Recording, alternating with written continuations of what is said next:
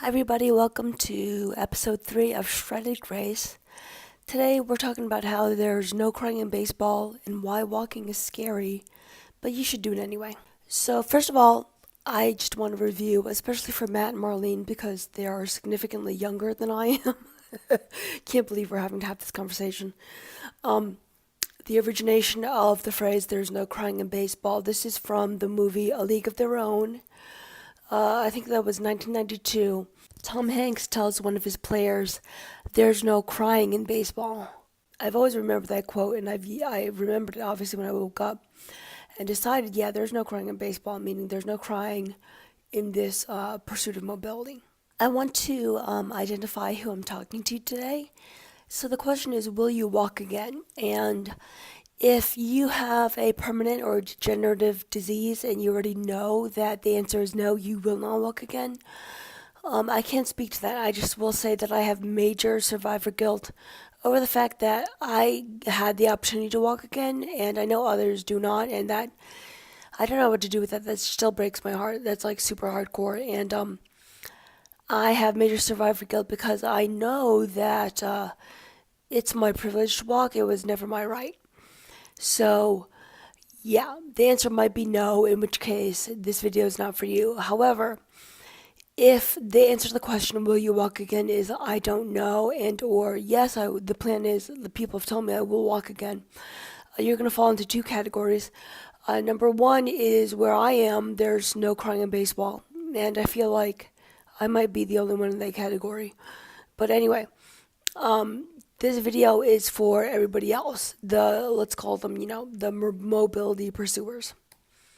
So I'm going to talk to 4 fears that are common to the mobility pursuing population and why walking is scary, but you should do it anyway. So 4 fears and why you should do it anyway.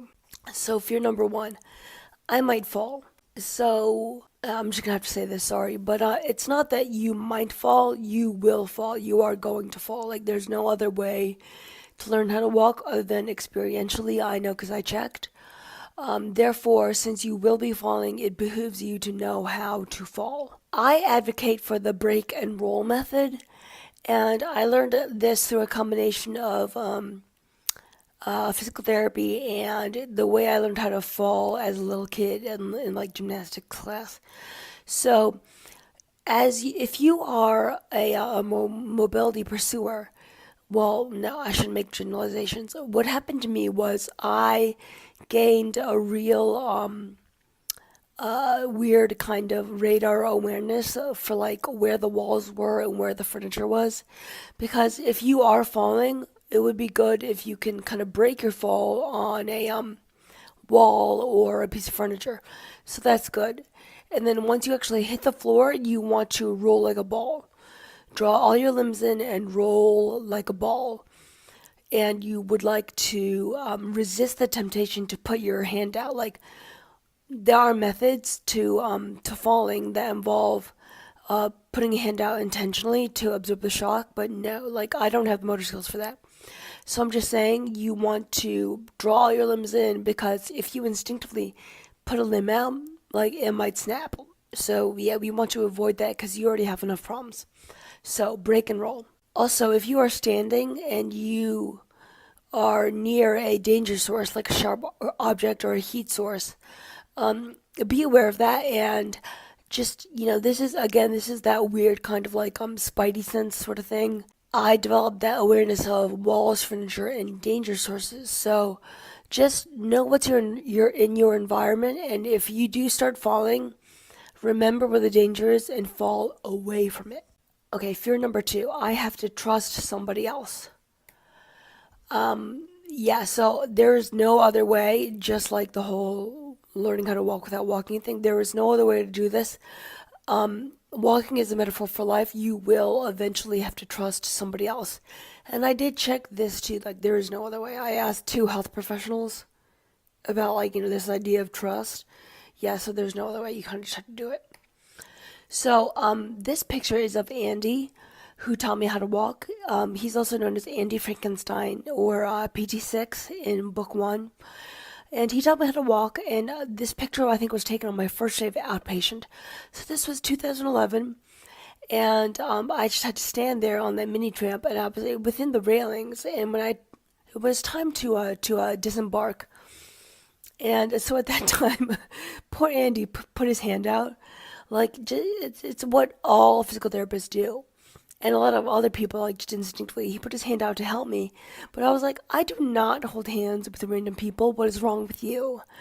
I didn't say that out loud, but I obviously thought it. And by some amazing feat of contortionism, I managed to kind of wrap my arms around those bars. And I got off the tramp by myself. If you notice, there's another figure in the background. Like, Andy had this really hardcore intern, so there were two people completely absorbed in my safety at that point. But I was still, well, I still am extremely trust averse, and I refused to hold hands. Now, I've been doing this for a long time.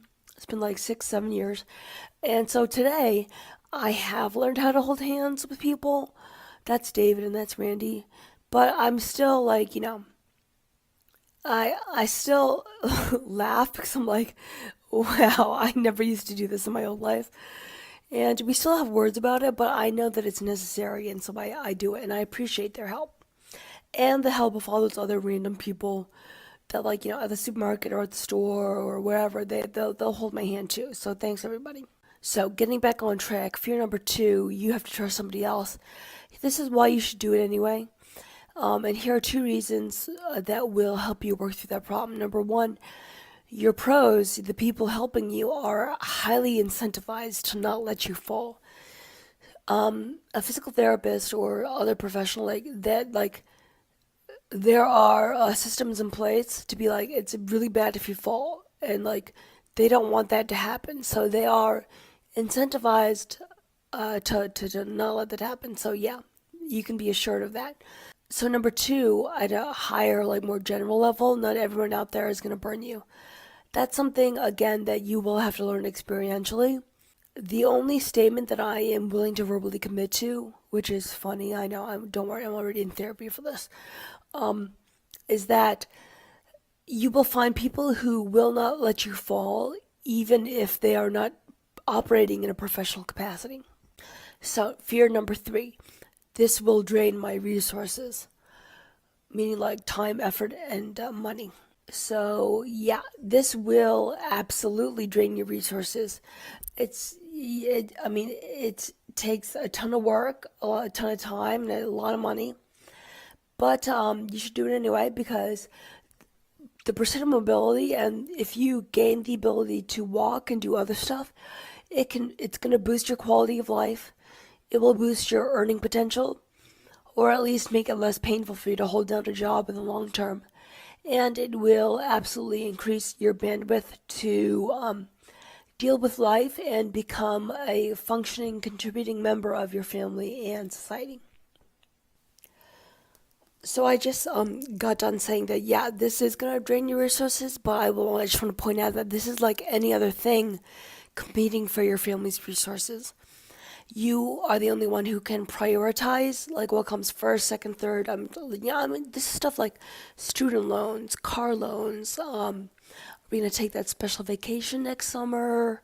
Do we buy this, a new car or a new house? I'm not gonna presume to know your family situation. That's unique to you. Only you can prioritize what's gonna come first, second, or third. But I will say, if you do prioritize mobility, it's like anything else. You're going to plan for it, you're going to save money for it, then you do it, and then you enjoy the benefits. Fear number 4, I might fail. I have actually never heard a story about somebody who tried to pursue mobility but failed. However, I will say that my mind is absolutely wired to always be considering the worst case scenario, and so I'm just going to say that, of course, people might simply not talk about those instances in which they do fail to obtain mobility. I mean, if you're self-selecting or self-reporting, you might not want to go out there and talk about that time you tried to learn how to walk, but you didn't. But I will say, again, I have not heard any of those stories. All I hear are stories that are like, the doctor said I would never walk again, and then they did. That said, it is possible, if we're really talking about the realm of possibility, that you might fail. I think you should do it anyway. And why you should do it anyway is there are two reasons for that. Number one, if you don't try, the what ifs are going to kill you. Like, you will always be haunted by the question of what if I tried. And in my world, you just don't leave money on the table like that. Like, if there's an opportunity, you should use it up. And number two, someone is always watching. A long time ago, when I used to do pool therapy like Matt Hankey, one day there was a young man who he was in a wheelchair, but he didn't even use the lift that they use to like get you in the pool.